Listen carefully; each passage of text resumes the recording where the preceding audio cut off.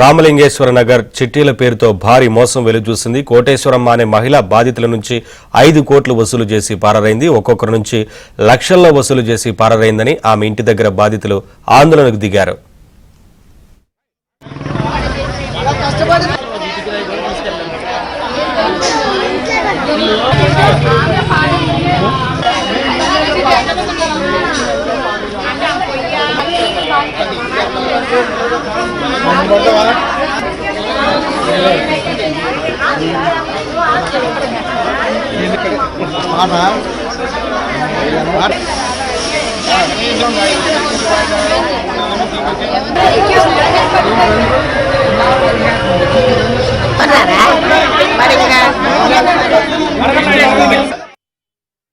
చీటీ పడుకుని నేను పిల్లాడు పెట్టుకొని దాచుకున్నానండి. ఇదిగో ఈ నెల ఎక్కుతాను అందు పొద్దు నుంచి మా ఆయన ఇంట్లో కూడా రానివ్వట్లేదు. కోట్లు ఇవ్వాలి జనాలందరికీ. నాకు 10 లక్షలు దాకా వస్తాయి, 3 లక్షలు క్యాష్ వస్తాయి. 12 నెలలు చీటీ అయిపోయి వచ్చింది, ఇంకా చీటీ డబ్బులు వస్తాయి. గుమ్మలాడికి కూడా పెట్టినట్లేదు, బయట కూర్చున్న పొద్దు నుంచి కూడా.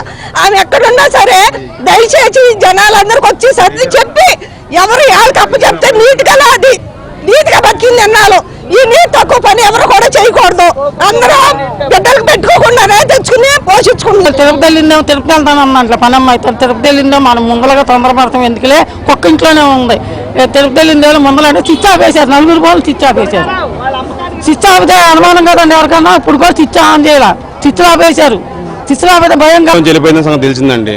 ₹10 మొత్తం ఫోన్ పే చేశాను నేను. మొత్తం ₹10 ఫోన్ పే చేశానండి. మొత్తం అకౌంట్లో అకౌంట్కి ట్రాన్స్ఫర్ చేశాను. మొత్తం 20వ తారీఖు 10వ తారీఖు అయితే 3 నెలల నుంచి గడపకు వచ్చిందండి. 7 నుంచి వెళ్ళిపోయిందండి. మా మాయ అడ్డుండి మా ఇద్దరి మీద పార్ట్నర్షిప్ వేసాము. మేము రూపాయి కట్టుకుంటా పని చేసుకుంటాం. ఇప్పుడు అందరూ అనుకునేది ఇంత జనం బయటకు వచ్చారంటే 5-6 కోట్లు ఉంటాయని చెప్తున్నారండి. ఆ ఇల్లు కొందండి, అక్కడ ఆమె ₹1,00,000 కోటి పెట్టి ఇల్లు కొంటే ఆ ఇల్లు 50 లక్షలు లోన్